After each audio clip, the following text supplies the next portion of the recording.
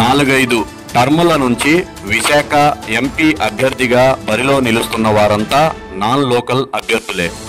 గతంలో Congress, TDP, YCP, BJP తరఫున పోటీ చేసిన వారందరూ నాన్ లోకల్ అభ్యర్థులే. అయితే అన్ని పార్టీలదే నాన్ లోకల్ అభ్యర్థుల హడావిడే. దీంతో ప్రజల్లో దీనిపైన చర్చ జరిగినా పార్టీల పరంగా ఎటువంటి ఇబ్బంది లేకుండా పోయింది. దీంతో బయట ప్రాంతాల నుంచి వచ్చిన వారే ఇక్కడ ఎంపీ అభ్యర్థులుగా ఉన్నారు అనే అంశం ఎన్నికల సమయంలో ప్రధానంగా చర్చకు వస్తూ ఉంటుంది. ఈసారి కూడా ఇదే అంశం తెరపైకి వచ్చింది. అయితే అనూహ్యంగా ఈ విషయాన్ని టీడీపీ ఎంపీ అభ్యర్థి భరత్ చర్చకు తీసుకువచ్చారు. విజయనగరం జిల్లాకు చెందిన బొత్స ఝాన్సీని ఉద్దేశించి నాన్ లోకల్ అనే వ్యాఖ్యలు చేశారు. దీనిని టీడీపీ సోషల్ మీడియా విస్తృతంగా ప్రచారం చేయడంతో ఈ అంశం మరోమారు తెరపైకి వచ్చింది. అయితే ఇది ప్రస్తుతం టీడీపీకి రివర్స్ కొడుతున్నట్లు అనిపించడంతో ఆ పార్టీ నేతలు ఈ ప్రచారాన్ని ఆపివేశారు.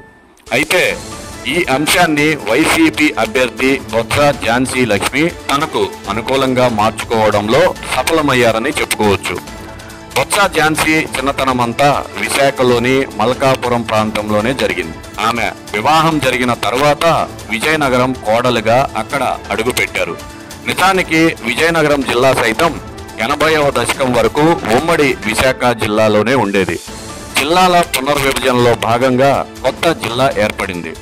విశాఖ పేరు చెప్పగానే అందరికీ ఉత్తరాంధ్రనే గుర్తుకు వస్తుంది.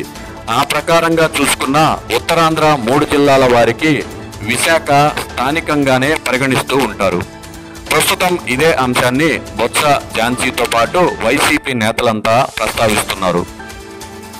ప్రత్యర్థి పార్టీ అభ్యర్థి ఏ జిల్లాకు చెందినవారు, ఎక్కడి నుంచి ఇక్కడికి వచ్చారు అనే అంశాలను ప్రస్తావించకుండా తాను ఇక్కడే పుట్టి పెరిగిన విషయాన్ని ఝాన్సీ ప్రజల్లోకి బలంగా తీసుకువెళ్తున్నారు. దీంతో బొత్స ఝాన్సీ స్థానికరాలు అనే అంశం ప్రజల్లోకి బలంగా వెళ్ళింది. ఇది వర్కౌట్ అయితే ఝాన్సీ విజయం నల్లేరు మీద నడకే అవుతుంది. అయితే విషయం ప్రజల్లోకి బలంగా వెళ్లడంతో టీడీపీ నేతలు ఈ అంశాన్ని ప్రస్తుతం మరుగున పరిచే ప్రయత్నం చేస్తున్నారు. స్థానికత అంశాన్ని పక్కన పెట్టి స్టీల్ ప్లాంట్, రైల్వే జోన్, నిరుద్యోగం వంటి అంశాలను తెరపైకి తీసుకువస్తున్నారు. అయితే ఈ అంశాలపైన కూడా వైసీపీ నుంచి కౌంటర్లు వస్తూ ఉండటంతో ఇరు పార్టీల మధ్య ప్రచారం హోరెత్తుతోంది. పలు అంశాలను ప్రస్తావిస్తూ ఒకరిపై ఒకరు ఆరోపణలు, ప్రత్యారోపణలు చేసుకుంటున్నారు. ఇది ఎలా ఉన్నా విశాఖ ఎంపీ అభ్యర్థి విషయంలో లోకల్, నాన్ లోకల్ అంశం అధికార ప్రతిపక్ష పార్టీల మధ్య మాటల యుద్ధానికి దారితీస్తోంది.